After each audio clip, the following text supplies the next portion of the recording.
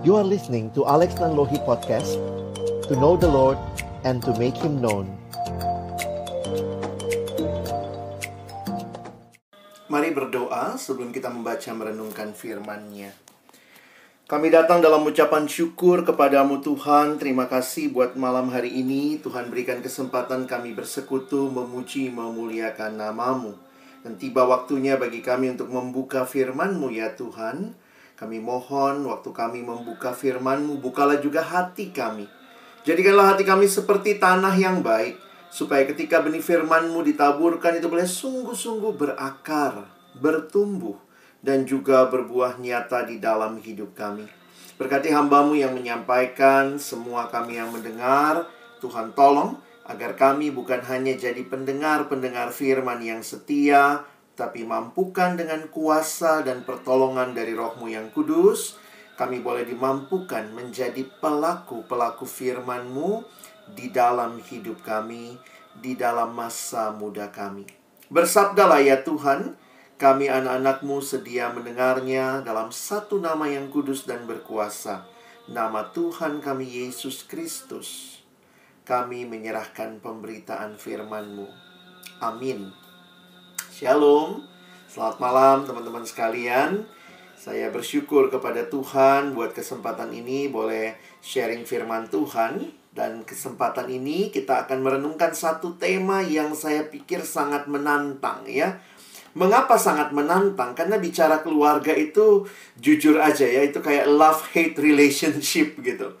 Satu waktu kita sayang banget dengan keluarga kita mungkin, sementara di waktu yang lain kita juga mungkin sangat bergumul dengan keluarga kita masing-masing ya.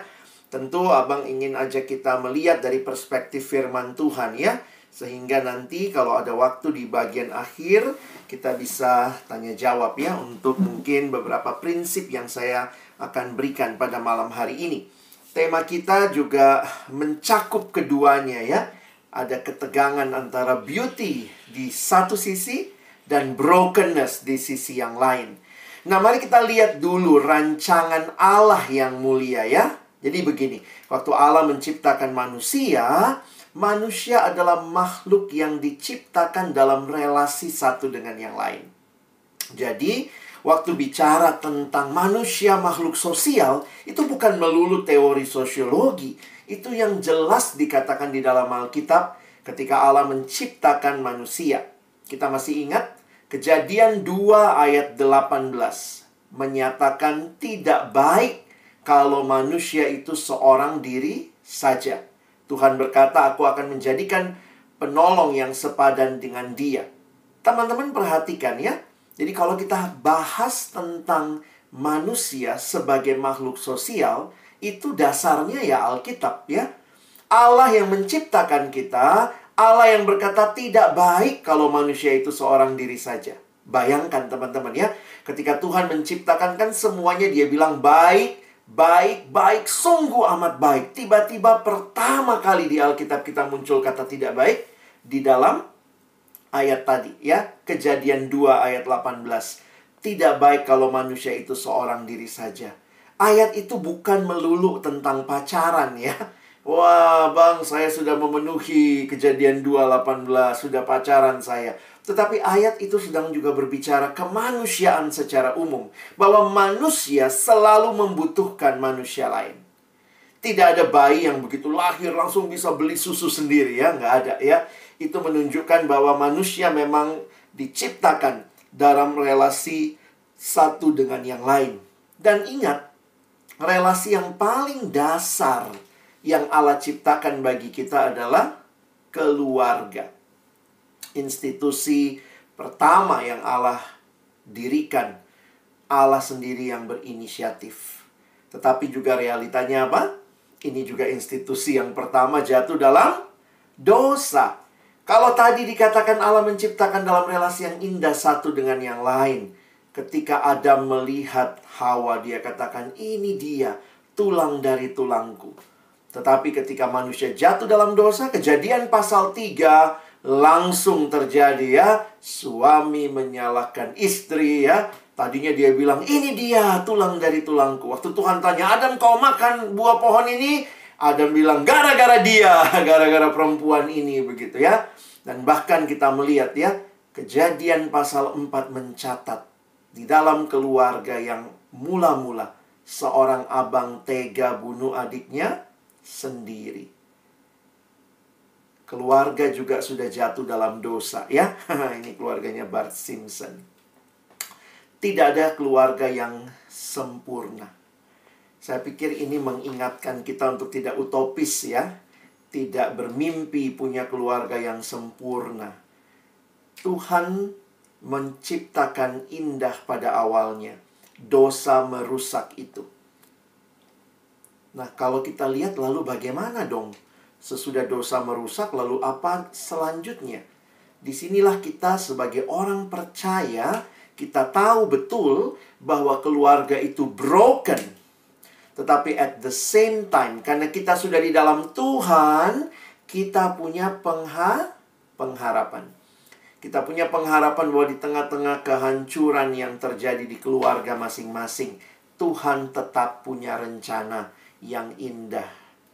Memang yang menarik ya, satu kutipan yang saya baca menyatakan begini, "The nearest thing to heaven on earth is a happy Christian home." Teman-teman, saya tidak berharap hari ini kamu cuma dengar firman lalu ya sudah, begitu saja, tidak ada perubahan sikap, tidak ada perubahan perilaku. Kita merindukan firman Tuhan menerangi, mengevaluasi relasi-relasi kita dengan keluarga kita masing-masing. Abang bukan sedang menghakimi kamu dalam sikapmu kepada keluarga, tetapi abang ingin kamu berhadapan dengan firman, di mana di dalamnya, buat kita yang sudah jatuh dalam dosa, kita tetap bersyukur. Kenapa? Karena Kristus datang. Dan Kristus datang memberikan pembaharuan. Di dalam pembaharuan itu yang terjadi juga pembaharuan relasi. Karena itu menarik ya. Salib, kalau kita lihat salib itu punya dua dimensi. Ada yang vertikal. Seringkali orang menggambarkan dimensi vertikal. Di salib itu manusia didamaikan relasinya dengan Allah. Vertikal. Tetapi bukan hanya itu. Salib punya dimensi horizontal. Menunjukkan bahwa di dalam Kristus kita juga memiliki relasi yang dibaharui satu dengan yang lain. Karena itu menarik teman-teman ya. Kalau kita perhatikan surat Paulus kepada jemaat di Efesus, ketika Paulus berbicara tentang bagaimana Kristus sudah datang, Kristus memberikan keselamatan, Kristus mendamaikan manusia dengan Allah, vertikal, tetapi Kristus juga mendamaikan manusia dengan manusia lainnya. Lalu kemudian Paulus menjelaskan bagaimana manusia baru, Efesus pasal 4. Tetapi yang menarik kemudian dia kasih contoh. Di mana dimulai pembaharuan itu? Dimulai di dalam keluarga. Dan itu yang ditulis di Efesus 5 ayat 21 sampai Efesus 6 ayat 4. Kalau kalian mau baca sebenarnya sampai bawahnya juga ya. Karena keluarga pada masa itu, khususnya di kalangan orang-orang Kristen atau juga orang-orang yang ada pada masa itu, biasanya ada orang tua, ada anak, ada budak. Nah, itu yang Paulus ceritakan. Nanti kalian baca ya. Pasal 5 mulai dari ayat 21 sampai pasal 6 ayat 4. Perhatikan sebenarnya kunci dari kesatuan yang baru, relasi yang dibaharui adalah ayat 21. Ya, lihat ayatnya ya. Kalau ada Alkitab mau dicek silahkan. Efesus 5 ayat 21, "Dan rendahkanlah dirimu seorang kepada yang lain di dalam takut akan Kristus." Nah, ini yang Paulus harapkan terjadi, pembaharuan di dalam keluarga. Nah, kadang-kadang kalau abang evaluasi ya, kenapa sih keluarga berantem? Kenapa sih keluarga nggak harmonis? Nah, ini kuncinya. Karena tidak saling merendahkan diri satu dengan yang lain. Sementara Paulus justru mengingatkan, kalau kamu sudah terima Yesus, maka kamu bisa merendahkan diri satu kepada yang lain. Kalau sama Kristus kadang ya sudahlah ya, itu udah pasti dong. Dia Tuhanku, dia Rajaku. Tapi kan memang ya Kristus tidak kelihatan. Seringkali yang jadi tantangan buat kita merendahkan diri kepada yang kelihatan ini. Yang di depan mata nih ya. Keluarga kita. Dosen saya sebenarnya pernah bilang ya, dosen psikologi bilang begini. Orang yang mungkin menyakiti kita itu justru orang yang dekat sama kita. Nah, lihat teorinya ya. Yang mungkin menyakiti kita justru yang dekat sama kita. Saya kasih contoh begini. Ada nggak teman-teman di sini yang minggu lalu disakiti oleh Joe Biden, Presiden Amerika? Ya ampun. Mungkin kamu bilang, abang tuh jauh banget. Gua aja kenal kagak sama Joe Biden ya. Yang nyakitin kita tuh siapa? Orang-orang yang dekat dengan kita. Keluarga kita, ayah ibu kita, mungkin kakak kita, adik kita, mungkin teman kita, mungkin orang-orang yang di sekitar kita. Jadi justru yang menarik adalah yang menjadi masalah seringkali bukan orang yang jauh, teman-teman, tapi orang yang dekat. Dan salah satu bukti kedekatan adalah ketika kita ada gesekan. Jadi begini ya, misalnya kalau seseorang bertindak lalu kita kesel, itu kan sebenarnya satu sisi kita berharap sesuatu dari dia. Kenapa kita berharap? Mungkin karena kita dekat sama dia. Harusnya dia kan papa saya, harusnya dia ngerti dong. Itu kan harapan kita. Tapi ternyata tidak demikian, tidak selamanya demikian. Itulah memang kerusakan di dalam dosa, tetapi ingat, teman-teman, malam hari ini saya mau membagikan pengharapan bahwa di dalam Kristus selalu ada pengharapan. Manusia yang begitu egois dengan dirinya, tetapi di dalam Kristus kita bisa merendahkan diri satu kepada yang lain.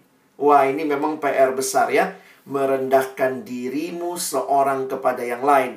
Ini pasal 5 ayat 21. Lalu langsung Paulus masuk. Teman-teman perhatikan, nanti baca ayat lengkapnya. Abang cuplik saja di sini ya. Pasal 5 ayat 22 sampai 33, Paulus masuk lebih dulu ke relasi suami dan istri. Ya. Jadi, bagaimana tunduknya? Ayo, kita bagaimana saling merendahkan diri. Inilah yang Paulus harapkan. Ya. Coba lihat. Ada bagian istri, ada bagian suami. Hai istri, tunduklah kepada suamimu seperti kepada Tuhan. Hai suami, kasihilah istrimu sebagaimana Kristus telah mengasihi jemaat dan telah menyerahkan dirinya baginya. Bagaimanapun juga bagi kamu masing-masing, ini suami dan istri, berlaku. Kasihilah istrimu seperti dirimu sendiri, dan istri hendaklah menghormati suaminya.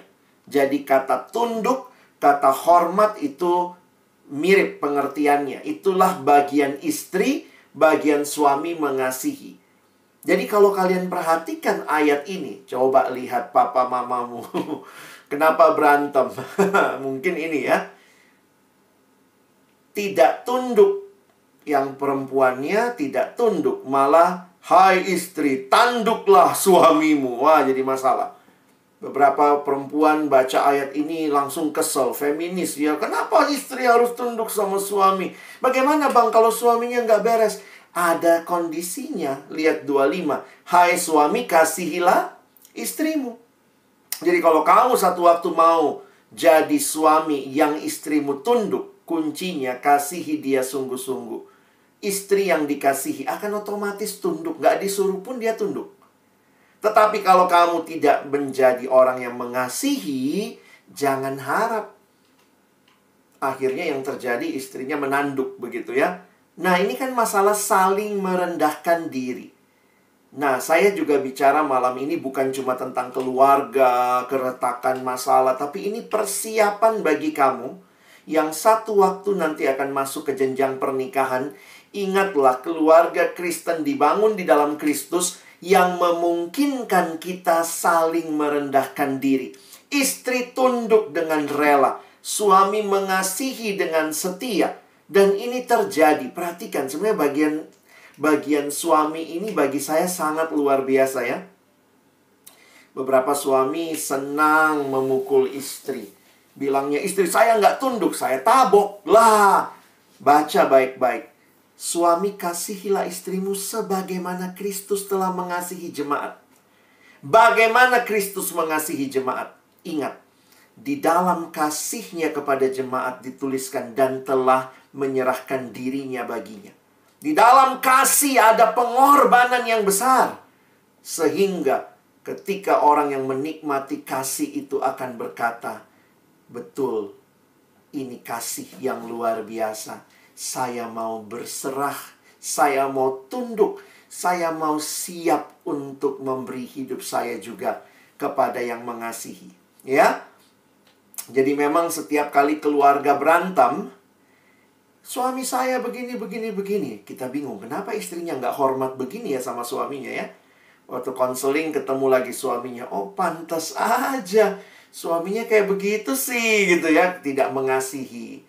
Tapi sisi yang lain ada juga gitu ya, suami sudah mengasihi, istrinya tetap nggak tunduk. Wah, karena merasa, wah saya kan perempuan, ada emansipasi. Nah, Alkitab tidak bicara emansipasi. Emansipasi itu orang yang tertindas sebenarnya ya. Alkitab berbicara equal, kesetaraan.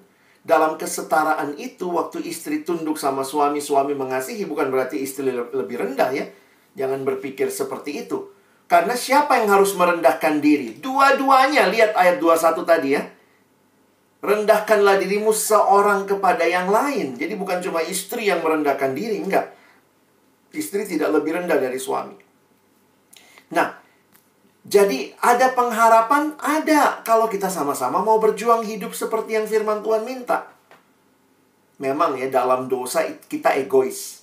Maunya saya yang dimengerti, saya yang dihormati, saya yang dikasihi. Tetapi di dalam firman Tuhan, hendaklah masing-masing ya, tadi istilahnya ya, rendahkanlah dirimu seorang kepada yang lain. Di dalam takut akan Kristus. Sesudah bicara relasi suami dan istri, Paulus melanjutkan. Nanti kalau lihat di Alkitabmu itu berhenti di ayat 33, langsung masuk pasal 6 ayat 1 sampai 4. Teman-teman lihat beberapa kata kunci. Untuk anak, kata kuncinya 2. Taatilah, hormatilah. Untuk orang tua, di sini kan dalam budaya mereka, bapak-bapak ya, di ayat 4 itu. Dan kamu bapak-bapak, janganlah bangkitkan amarah dalam hati anak-anakmu, tetapi didiklah mereka di dalam ajaran dan nasihat Tuhan. Teman-teman, 2 frasa untuk orang muda, anak-anak ke orang tua. Anak harus taatilah orang tuamu, hormatilah ayah ibumu. Bagaimana orang tua ke anak? Jangan cuma pikir, pokoknya anak harus tunduk sama orang tua. Jadi orang tua pun harus merendahkan diri. Dalam arti apa? Bapak-bapak, janganlah bangkitkan amarah di dalam hati anak-anakmu, tetapi didiklah mereka di dalam ajaran dan nasihat Tuhan. Kita bedah sebentar ya ayatnya ya, supaya kalian dapat wawasannya. Kalau bicara anak ke orang tua, kata kunci pertama tuh taat. Tetapi menarik sekali, Alkitab tidak hanya bilang taat, tetapi Alkitab kasih penjelasan ketaatan. Perhatikan ayatnya. Hai anak-anak, taatilah orang tuamu di dalam Tuhan. Jadi bukan taat buta ya. Karena kalau berdasarkan ayat ini, ada yang pernah nanya ke saya, jadi Bang Alex, menurut abang, anak tuh harus taat mutlak sama orang tua. Saya bilang, menurut kamu bagaimana? Saya tanya lagi, boleh nggak anak tidak taat sama orang tua? Dia bingung. Saya bilang, boleh. Kalau apa? Kalau orang tuamu tidak taat sama Allah, maka kamu tidak mesti taat kepada perintah orang tua yang tidak sesuai kehendak Allah. Gitu ya. Tidak semua kita kan orang tuanya di dalam Tuhan. Atau mungkin ada yang masih dengan kepercayaan yang lain begitu. Ada juga orang tua yang nggak sungguh-sungguh juga gitu ya. Nah, ketaatan itu tingkatannya paling tinggi sama Tuhan. Jadi taatilah orang tuamu di dalam ketaatanmu kepada Tuhan. Jadi kalau orang tua sama Tuhan bertentangan, siapa yang harus kita turuti? Ya Tuhan, bukan orang tua ya. Karena ada juga loh perintah-perintah orang tua yang nggak tepat. Ya, contoh. Ada satu anak datang sama saya habis abang khotbah. Tadi abang bilang, nggak boleh nyontek. Karena saya baru khotbah, nggak boleh nyontek gitu ya. Terus dia bilang, kata mamaku boleh bang. Siapa mamamu? Kenapa kata mamamu boleh ya? Dia bilang, iya. Kan, terus kemudian dia cerita latar belakangnya. Mama bilang begini, tahun ini bapak pensiun. Mama nggak mau tahu, kamu harus lulus kuliah nak. Nyontek pun nggak apa-apa, yang penting lulus. Karena kalau panjang lagi kuliahmu, nggak ada biaya kita, nggak tahu dari mana biayamu. Jadi, terserah, nyontek pun nggak apa-apa, yang penting lulus. Lalu anak itu bilang, kan orang tua itu wakil Tuhan. Wakil Tuhan sih wakil Tuhan, abang bilang. Tapi ingat, ketaatanmu sama Tuhan. Jadi kalau orang tuamu bilang nyontek, Tuhan bilang jangan. Tapi orang tua kan wakil Tuhan, itu orang tua yang taat. Dan ingat juga orang tua kita kan tentu kan nggak ada yang sempurna. Ada juga dalam hal tertentu nggak taatnya. Jadi kita jangan taat mutlak. Taatnya harus di dalam ketaatan kepada Tuhan. Jadi kalau ditanya, apakah anak harus taat sama orang tuanya apapun yang diminta? Oh tidak, belum tentu. Tunggu dulu, tanya dulu dalam hal apa disuruh taat.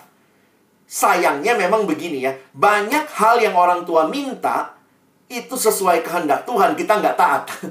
Tetapi ya seringkali kita merasa, wah orang tua saya nih nggak enak nih ya, karena yang dia minta nggak tepat. Tetapi ada hal-hal yang tepat diminta, ya taati. Kalau nggak tepat ya jangan. Abang kasih contoh tadi ya, atau ini contoh yang ekstrim lah. Misalnya pulang-pulang persekutuan atau abis ibadah ini terus mamamu bilang, ayo nak kita bunuh anak tetangga. Kalau kok anakku taat kau sama aku, ya jangan. Ya itu bukan ketaatan, itu kebodohan, ikut berbuat dosa ya. Kadang-kadang banyak loh anak-anak bergumul ya. Ada yang cerita sama abang, ya iya bang dulu kalau di kampung bang, akunya yang disuruh mama pasang togel. Dia yang pergi beli nomor gitu ya. Kadang-kadang bingung gitu. Saya bilang ya memang kadang-kadang ketaatan kita juga harus kita sampaikan dengan baik lah. Karena begitu kita nggak mau langsung nggak berhenti uang jajanmu ya, nggak hormat kau sama mama. Tapi ya itu ya, kadang kita jadi sedih juga. Tiba-tiba disuruh beli dulu rokok. Aduh, rasanya kita tahu padahal ini tidak menyehatkan. Jadi kadang ketaatan kita juga tidak mudah ya. Kamu butuh hikmat. Nah, kuncinya mungkin yang kedua ini.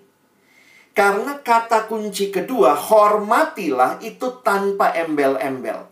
Coba lihat. Kalau taatilah orang tuamu di dalam Tuhan.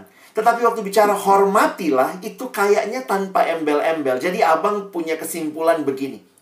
Mau bapakmu bapak yang baik, bapak yang nggak baik, mamamu mama yang baik, mama yang nggak baik, mungkin bapak yang nggak bertanggung jawab, bapak yang ninggalin kalian. Alkitab tidak memberikan pilihan lain selain hormatilah. Dalam ketaatan kamu punya pilihan. Taat atau tidak taat sesuai apa yang diminta. Itu sesuai kehendak Tuhan atau tidak. Tapi di dalam menghormati, kita nggak punya pilihan. Seburuk apapun orang tua kita, belajarlah menghormati. Saya jujur aja kadang mendengar anak yang ngomong, saya udah nggak bisa lagi hormati bapakku. Terlalu sakit yang dia buat sama kami, Pak. Bang, terus ya udah, aku cuek, aku anggap dia sudah mati. Wow, sedih banget ya, teman-teman. Itulah realita ya. Tapi kalau kita mau merendahkan diri saja, kita mungkin tidak setuju tindakan bapak kita, tindakan mama kita. Kita nggak setuju pilihan yang mereka buat. Tapi marilah hormati mereka sebagai orang tua. Menghormati itu yaitu seperti apa? Ya tetap menyapa, tetap. Jadi tidak berarti kalau menghormati harus mentaati, tidak ya. Walaupun kita berbeda pilihan, berbeda mungkin jalan hidup kalau ada yang sudah meninggalkan keluarga, tetapi belajar menghormati. Memang pasti ada batasannya, karena kita mungkin tidak mau disakiti lagi. Tetapi itu bukan alasan kita kurang ajar. Ya, saya pikir Tuhan tidak mengajar kita untuk kurang ajar sama keluarga kita. Tuhan Yesus sampai bilang gini kan, untuk musuh kita pun harus berdoa dan mengasihi musuh. Apalagi orang tua kita. Tapi dia udah tinggalkan kami, udah dibikin sakit mama, udah bikin ini. Saya banyak dengar gitu dalam konseling ya. Saya bilang soalnya Alkitab nggak punya pilihan. Musuh aja harus dikasihi dan didoakan. Kau hormati nggak bapakmu? Ngapain? Saya udah anggap dia mati. Nggak ada lagi. Saya bilang harus dihormati. Gimana caranya bang? Ya seperti Yesus lah. Doakan. Kasihilah musuhmu dan berdoalah untuk mereka yang menganiaya kamu. Sakit banget hatimu sama orang tuamu mungkin. Apa wujud menghormati? Minimal doakanlah. Doakan Tuhan, saya mau melepaskan pengampunan. Saya nggak mau hidup dalam akar pahit. Sakit banget yang mereka buat. Tapi saya belajar menghormati. Saya mendoakan mereka supaya ada perubahan. Selama mereka masih hidup, masih ada harapan. Kalau dia di dalam Kristus, dia bisa berubah. Teman-teman, jangan give up sama keluarga. Karena itu Tuhan kasih sama kita. Seringkali kita sering bertanya, Tuhan mengapa dia bapakku? Mengapa dia mamaku? Kita diminta untuk mentaati. Ya. Nah, nanti buat orang tua, nah kalau saya bicara sama bapak-bapak, saya juga bilang, kalau kamu mau dihormati anakmu, mau ditaati anakmu, ya jangan bangkitkan amarah di dalam hati mereka. Tetapi didiklah mereka di dalam ajaran dan nasihat Tuhan. Di dalam banyak kasus di Indonesia, di Asia, bahkan di dunia, sebenarnya salah satu yang menyedihkan adalah peran laki-laki. Bapak sebagai pemimpin iman di dalam keluarga itu sangat memudar. Seringkali begini ya. Nah, ini juga terjadi. Saya harap kalian juga tidak seperti itu. Beberapa anak PMK tuh cari pasangan. Jadi kelihatannya yang rohani itu perempuan. Nggak apa-apa lah, nanti mamanya anak-anak yang akan ajarin dia berdoa, ngajari cerita-cerita sekolah minggu. Lalu bapaknya ngapain? Tanpa sadar kita kayak membagi dua peran ya. Ya udah, bagian ngajar-ngajari anak segala macam itu bagiannya mamanya. Bapaknya itu cari uang di luar begitu ya. Tidak heran ketika ditanya ya, ada survei yang dilakukan lalu pertanyaannya sederhana. Siapa yang paling tidak rohani di rumah? Siapa yang paling tidak rohani di rumah? Pilihannya papa atau mama. Banyak banget anak yang bilang bapaknya nggak rohani. Kenapa? Karena mamanya dekat, mimpin doa, ajak baca Alkitab. Bapaknya itu enggak. Jadi sedih juga ya. Dan saya nggak tahu kalau kalian lihat keluargamu, mungkin juga kamu akan bilang benar juga ya bang. Kayak bapak itu nggak rohani. Kesannya yang rohani itu mama gitu. Sebenarnya Alkitab justru memberikan kepada laki-laki peran yang besar teman-teman. Coba lihat ya. Bapak-bapak yang harus mengajar anak. Memang di dalam budaya Yahudi pada waktu itu, kalau bicara peran perempuan sebagai ibu, banyak perempuan di masa itu tidak sekolah. Yang sekolah atau yang mendapat pendidikan laki-laki. Jadi justru peran mengajarkan iman itu peran laki-laki. Sekarang malah kebalik. Banyak guru sekolah minggu juga perempuan ya. Sedikit laki-laki mau jadi guru sekolah minggu. Nggak bisa cerita aku, nggak bisa bawakan firman di depan, mesti belajar. Kamu nanti pimpin keluarga, harus seperti itu. Jadi itu tanggung jawabnya bukan subkon ya. Bapak cari uang, mama urusin anak-anak imannya. Enggak, bapak juga harus begitu. Makanya sekarang banyak gerakan hati bapak. Karena laki-laki ini kemana ini? Kepemimpinan rohaninya ya.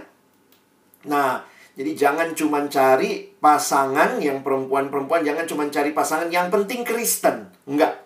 Dia harus Kristen yang bertumbuh, yang bisa memimpin keluarga. Kalau enggak, sedih juga sih.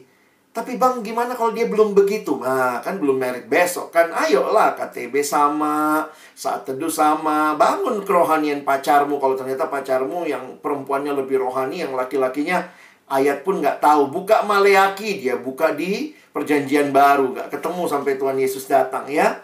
Nah, jadi ini saya harus kaitkan bahwa banyak figur bapak di keluarga itu agak kabur ya. Makanya abang senang juga waktu dengar seorang teman Seorang teman, dia bilang, dia perempuan ya, alumni. Dia bilang, saya selalu tunggu bapaknya anak-anak untuk doa malam, Bang. Oh gitu. Saya bilang, kenapa? Biar anak-anak tahu ya, bapaknya juga orang yang rohani gitu ya, memimpin mereka.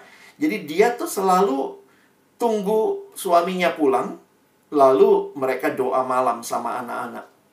Kalau suaminya harus lembur, barulah dia yang mimpin ya, mamanya. Tapi kalau tidak, dia biarkan bapaknya yang memimpin, pimpin doa, mengajarkan kepada anak. Ini perintah firman Tuhan ya. Bapak-bapak, didiklah mereka dalam ajaran dan nasihat Tuhan ya.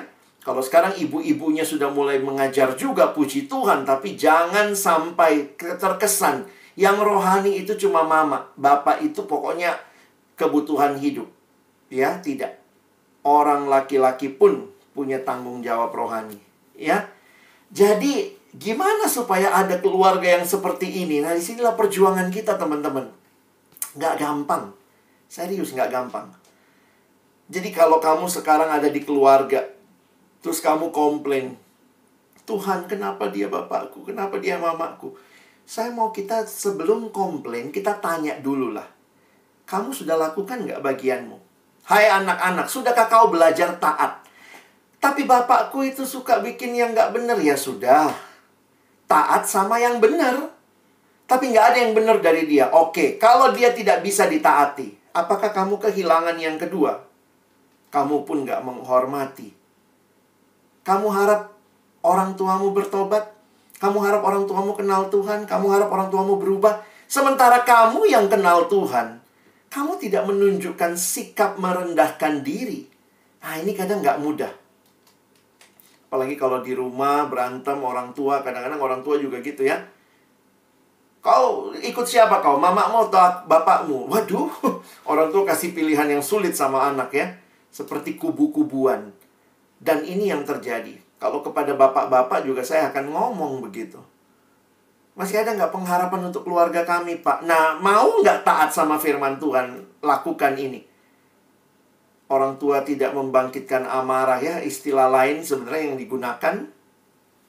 Kalau bahasa Inggris itu pakai istilah ini ya. Saudara-saudara yang menjadi ayah. Nah, ini bahasa Indonesia sehari-hari. Janganlah memperlakukan anak-anakmu sedemikian rupa sehingga mereka menjadi marah. Sebaliknya besarkanlah mereka dengan tata tertib dan pengajaran Tuhan. Nah, kebayangkan kalau suami nggak tahu firman Tuhan. Padahal dia harus membesarkan anak-anak di dalam pengajaran Tuhan. Ya, ini saya tekankan ya, melihat di persekutuan cowoknya sedikit. Ajak cowok-cowok itu biar jadi bapak yang benar ya. Kalau enggak, hancur lagi keluarga generasi berikutnya ya. Jadi jangan cuma senang. Banyak yang datang, Bang. Saya kalau absen persekutuan, abang selalu perhatiin berapa cowok ya. Sorry, karena kayaknya cowok nggak tertarik. Persekutuan ini terlalu kewanita-wanitaan kalian ya. Kayaknya kurang menantang. Nah, ini menantang nih. Mau nggak jadi laki-laki yang memimpin dalam Tuhan ya. Nah, ini dalam terjemahan FAYH, firman Allah yang hidup. Dan sekarang sedikit nasihat kepada para orang tua. Jangan terus-menerus menggusari dan mencari-cari kesalahan anak-anak saudara. Nah, ini dalam bahasa yang lain ya. Sehingga membuat mereka marah dan jengkel. Tetapi didiklah mereka dengan tata tertib yang penuh kasih dan yang menyukakan hati Allah. Dengan saran-saran dan nasihat-nasihat berdasarkan firman Allah. Saya mau coba simpulkan sedikit ya. Setelah ini semua kita pelajari bahwa ternyata inilah realita kehidupan keluarga. Yang tidak ada yang sempurna. Tetapi ketika kita percaya Yesus, ada pengharapan, ada pembaharuan yang mungkin terjadi. Dan ini dimulai dari siapa? Jangan tunggu keluargamu berubah. Tapi mulailah perubahan dari dirimu. Kalau kamu anak yang selama ini membenci keluargamu, mulailah mentaati, mulailah menghormati. Apa sih Bang menghormati? Saya sudah bilang tadi, mulai mendoakan, mulai mengasihi. Kan itu kalimat Yesus sama musuh. Kasihilah musuhmu dan berdoalah untuk mereka yang menganiaya kamu. Jangan kau cueki bapakmu, jangan kau cueki mamamu, hormatilah. Kasihilah. Tapi dia udah bikin sakit hatimu, lepaskan pengampunan. Kenapa kita kalau dia sakiti terus kita balas juga? Biar tahu orang bapak, bagaimana kalau disuruh terus nggak mau. Wah, kayak gitu juga. Ambil dulu minum, nah ambil sendiri, bodoh amat. Nah, ngomong sama tembok saja. Kalau kita seperti itu, terus kita berharap, kita selalu bandingkan, kenapa keluarga sana lebih bagus? Pertanyaannya bukan apa yang keluarga sana nikmati, apa yang kamu sedang taati dalam firman untuk pembaharuan keluargamu.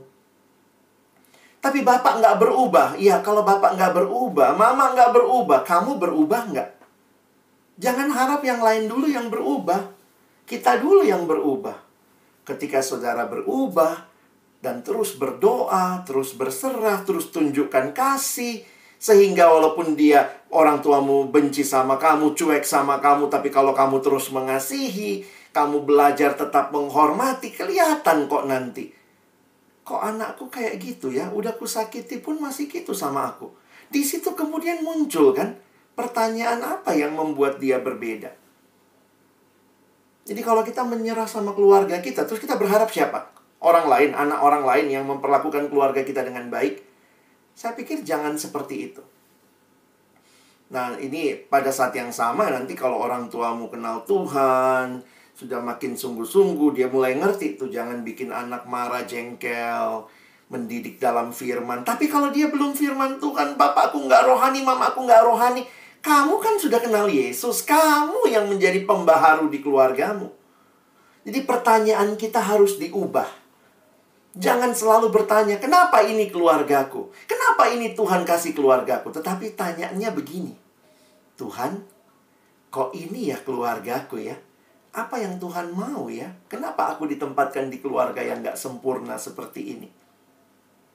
Pertanyaan kita bukan pertanyaan kasih, teman-teman. Karena selalu pertanyaannya, apa yang saya dapat? Kenapa keluargaku tidak kasih ini, tidak kasih ini, tidak kasih ini? Selalu pertanyaannya, apa yang saya tidak dapat dari keluargaku? Kita sering kali lupa. Pertanyaan kasih. Sebenarnya pertanyaan, ya ada yang bilang bahasa Indonesia itu paling gampang, teman-teman, menjelaskan kasih. Apa itu kasih? Kasih, ya kasih, ya. Kasih itu bukan ngambil. Love is giving. Maka pertanyaan kasih, tanyakan begini. Tuhan, kalau dia keluargaku, dia bapakku, dia mamaku, dia abangku, dia kakakku, dia adikku, inilah keluargaku, ini opungku. Tuhan, apa yang Tuhan mau saya kasih sama mereka? Jadi jangan cuma tanya, apa yang mereka kasih sama aku? Nggak ada perhatian, nggak ada ini, nggak ada. Oke lah, itu sangat menyakitkan. Tetapi, kalau Tuhan ubahkan kamu, maka pertanyaanmu harus berubah. Tuhan, apa yang Tuhan mau saya kasih sama keluarga saya? Teman-teman, kalimat ini adalah doa yang biasa disebut serenity prayer. Ya, dalam bahasa Inggris, God grant me the serenity. Serenity itu sebenarnya apa ya, kayak pertimbangan yang matang ya. Tuhan, berikan aku serenity to accept the things I cannot change. Ada hal-hal yang kita nggak bisa ubah. Kalau nggak bisa diubah, ya diterima. Tetapi ada hal-hal yang bisa diubah. Courage to change the thing I can. And wisdom to know the difference. Dan kebijaksanaan untuk tahu keduanya. Ini katanya doanya Reinhold Niebuhr. Nah, dalam bahasa Indonesia, Tuhan berikan saya ketenangan di hati untuk menerima apa yang tidak bisa diubah, keberanian untuk mengubah apa yang saya bisa ubah, dan hikmat untuk membedakan keduanya. Kenapa, teman-teman? Dalam hidup ternyata ada hal yang bisa diubah, ada yang nggak bisa diubah. Ya? Loh, apa sih bang yang nggak bisa diubah? Katanya ada sekitar 10 hal ya, yang nggak bisa diubah. Contohnya apa?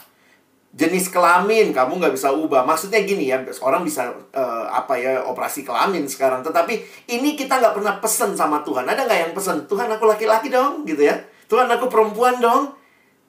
Apalagi nggak bisa diubah. Nah, ini yang kita bicarakan malam ini. Orang tua keluarga, ada yang nggak pernah pesen, bapakku ini ya, minta marga ini ya, mamaku minta marga ini ya. Nggak ada.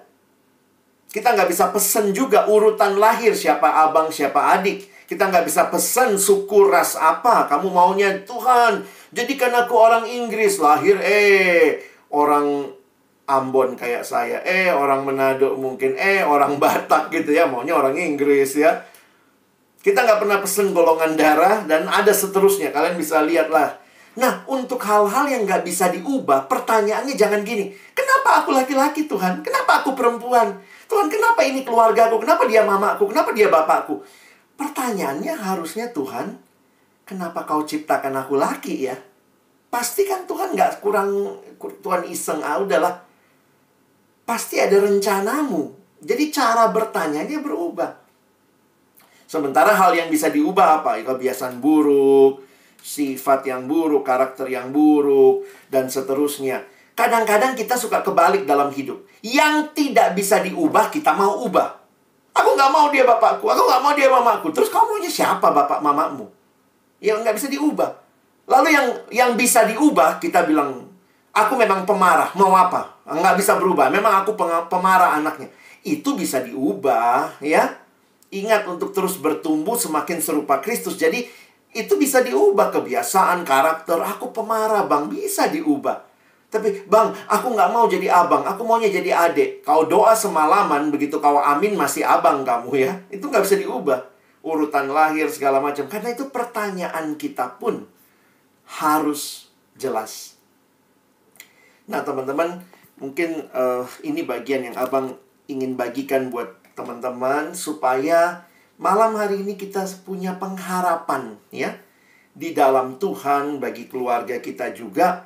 Karena Tuhan tuh sangat mengasihi kita. Tetapi karena kasih-Nya juga Dia memberikan kemampuan kita bertumbuh semakin hari semakin serupa dengan Dia.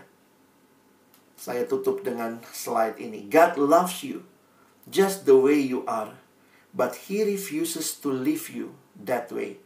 He wants you to be just like Jesus. Mungkin Abang tutup dengan satu cerita dari pengalaman seorang teman dan keluarganya. Jadi seorang teman, ketika itu mereka 4 atau 5 saudara bertumbuh dalam keluarga yang tidak harmonis karena bapak yang sering memukul, mama yang ketakutan, anak-anak yang juga semua pendidikannya baik, kuliah, tetapi di rumah semua benci sama bapaknya. Karena melihat ya, bagaimana bapaknya memukul mamanya dan seterusnya. Mamanya seringkali harus lari dari rumah, tinggal di tempat saudara, sampai kemudian balik lagi. Dan ada kemungkinan waktu diperiksa bapaknya punya gangguan kejiwaan. Gak mudah ya, ada di keluarga yang seperti itu. Anak-anak tumbuh dalam kebencian kepada bapaknya karena memang melihat ya. Lalu kemudian melihat juga mamanya sebagai orang yang dianggap bodoh. Kok maunya terus layani suami yang seperti itu, tapi seperti nggak punya pilihan juga mamanya. Nah, yang menarik adalah dalam pengalaman perjalanan iman mereka, waktu mereka masuk kuliah, akhirnya ketemu PMK. Dan kakak paling pertama yang mulai ikut PMK. Dan ketika dia mengikuti persekutuan, dia ikut kelompok kecil, dia dibina, dia banyak mendapatkan firman Tuhan, dia mengerti konsep keluarga. Keluarga itu Tuhan berikan untuk menolong kita bertumbuh dalam iman. Tapi dia lihat kok keluarganya tidak seperti itu. Akhirnya dia kemudian banyak bergumul, dan akhirnya sadar ya, seperti yang malam ini kita bahas, bahwa ya ada pengharapan dalam Kristus. Ada rencana Tuhan yang indah. Memang Tuhan memberikan kita keluarga supaya kita bertumbuh. Tapi kalau tidak terjadi seperti itu, Tuhan bisa gantikan teman-teman ya. Sama lah kalau orang tuamu misalnya kurang baik ya, mungkin kamu dapat kebaikan dari om tantemu, dari opungmu. Saya kadang berpikir ketika keluarga tidak harmonis, Tuhan bisa juga menggantikan itu dengan keluarga rohani misalnya. Dapat pemimpin kelompok kecil yang perhatian, kakak rohani yang mendoakan, yang mungkin kamu nggak dapat di keluargamu ya. Jadi jangan selalu meratapi nasib, kenapa aku begini ya. Tuhan kita kreatif untuk memberikan hal-hal yang baik, menggantikan yang kamu nggak dapatkan. Jadi ketika kakaknya ini bertobat, berubahlah cara pandangnya. Setiap kali bapaknya marah ya, berusahalah menenangkan. Dan dia juga harus menenangkan adik-adiknya yang waktu itu semua sudah bilang pokoknya kita benci sama bapak. Dan dalam pengalaman perjalanan mereka, akhirnya yang saya lihat, kakak beradik semua kompak untuk akhirnya kenal Tuhan, dan mereka yang mulai berubah. Bapaknya sih masih tetap begitu, tapi anak-anak ini punya sikap yang sekarang berubah karena kasih Yesus mengubah mereka. Nah, saya kenal sama adik laki-lakinya yang nomor 3 kalau nggak salah ya. Nah, dia yang cerita. Jadi waktu itu saya nanya, waktu dia ceritakan, ini pergumulan keluargaku, Bang. Terus saya bilang, terus gimana? Apa yang membuat kalian berubah? Dia bilang, kakak. Waktu itu kakak, satu waktu bapak mengamuk, lalu kami kumpullah, kami sudah banyak barang pecah di rumah. Kami doa sama-sama, lalu kakak ceritalah bahwa Tuhan punya rencana. Mungkin kita belum mengerti, Dek, sekarang. Tapi Tuhan menempatkan kita di keluarga ini. Mari kita pikirkan bagaimana kita mengasihi bapak, mengasihi mama gitu ya. Mamanya waktu itu lagi lari ke rumah saudara. Dan dia bilang, yang mengharukan saya gini, Bang ya. Waktu kakak selesai kami berdoa, kakak sharing. Lalu, dan kakaknya ini karena sudah jadi pengurus di persekutuan ya, kakaknya kemudian bilang gini, aku minta, kakaknya bilang, kalau Tuhan, kalaupun Tuhan kasih aku kesempatan sekali lagi lahir di dunia ini, kalau Tuhan kasih aku kesempatan sekali lagi aku lahir di dunia ini, aku mau minta dilahirkan lagi di keluarga ini, supaya aku bisa mengasihi bapak dan mama lebih lagi. Itu kalimat yang mengubah adik ini ya. Orang ketika punya keluarga yang seperti itu malah mintanya, Tuhan, jangan sampailah aku lahir di keluarga ini, aku pun gak mau mereka. Tapi kasih Kristus bahkan membuat kakaknya berkata, kalau Tuhan, saya boleh lahir lagi, saya minta lahir di keluarga yang sama ini. Kasih Kristus bukan teori, tetapi pengalaman iman yang akan menolong engkau melihat keluargamu dengan kacamata yang baru. Mengasihi mereka, mendoakan, dan di dalamnya engkau menjadi saksi apa artinya orang yang diubahkan oleh Tuhan. Tuhan sanggup mengubahkan keluargamu, tapi Tuhan mungkin sedang mulai dengan pertama-tama mengubahkan kamu terlebih dahulu. Kiranya Tuhan menolong kita bukan cuma jadi pendengar firman, tapi jadi pelaku firman. Mari berdoa. Bapa Surgawi, terima kasih buat firman-Mu malam hari ini. Apa yang kami dengar, apa yang juga mungkin jadi pergumulan kami, tidak mudah. Tetapi satu hal yang pasti, bahwa kehadiran Tuhan sanggup mengubahkan, memberikan kekuatan, penghiburan, bahkan ketika suasana dan situasi belum berubah. Tetapi kami telah terlebih dahulu diubahkan Tuhan, supaya kami pun dipakai Tuhan bagi keluarga kami masing-masing. Hamba berdoa biar ada adik-adikku yang dalam pergumulan yang berat, mungkin juga sangat merasa kecewa dengan semua yang terjadi. Apa yang direncanakan mungkin hancur bahkan di keluarga sendiri. Mungkin yang tidak mendapat dukungan dari keluarga, yang merasa diabaikan. Tapi kami diingatkan bahwa sebenarnya Tuhan hadir dan tidak pernah meninggalkan kami. Dan justru juga Tuhan sedang membaharui kami, supaya kami menjadi berkat di tengah keluarga kami. Dan jika satu waktu kami berkeluarga, kami tidak mengulangi kesalahan yang sama.